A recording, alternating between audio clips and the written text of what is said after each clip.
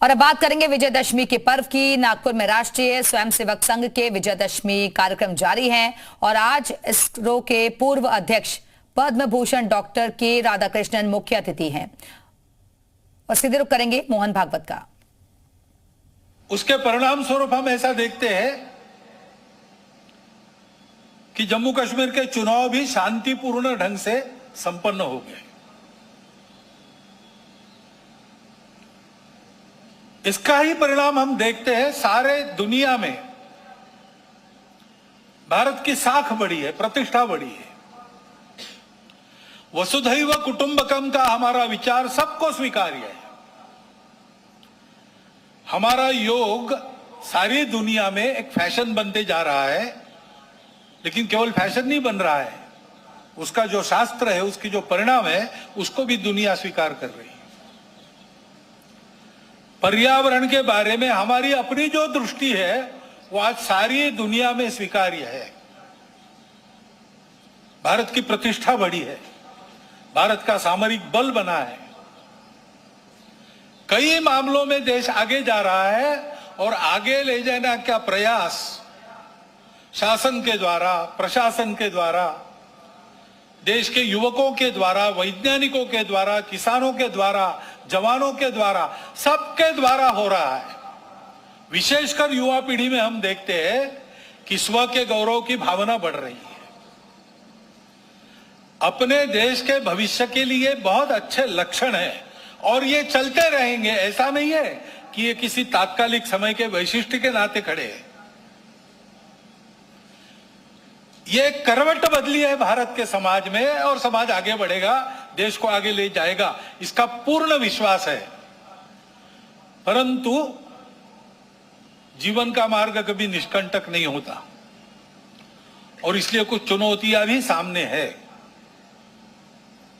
विजयादशमी के भाषण में इन दोनों बातों की चर्चा होती है, परंतु चूंकि देश की आगे कुछ चलती रहेगी ये विश्वास है, उस तरफ देश ने रुख कर लिया है और देश आगे ही बढ़ेगा। उसकी चर्चा इस भाषण में आज मैं कम करने वाला हूं। एक चुनौती ऐसी ध्यान में आती है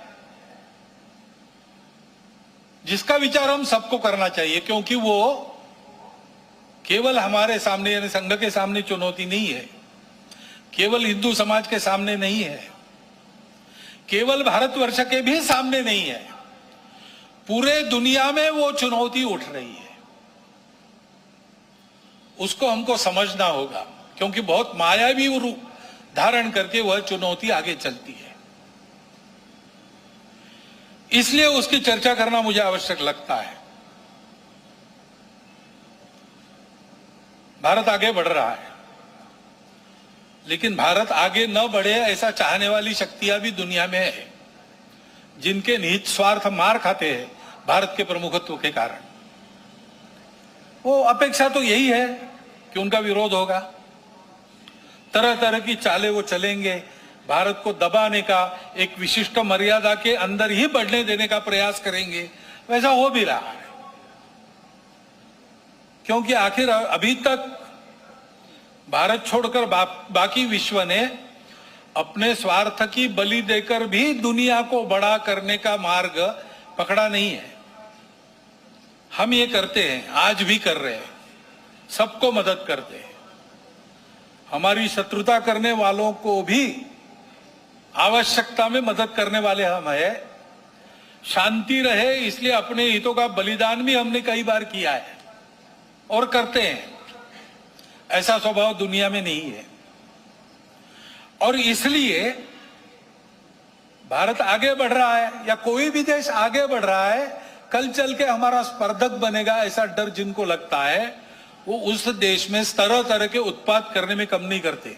भाषा तो विश्व बंधुत्व की होती है, परंतु वो वहां तक ही है। अपने निहित स्वार्थ ठीक रहने चाहिए, अपनी सुरक्षा को धक्का नहीं लगना चाहिए और इसलिए दूसरे देशों में कई प्रकार के उत्पाद खड़े करना,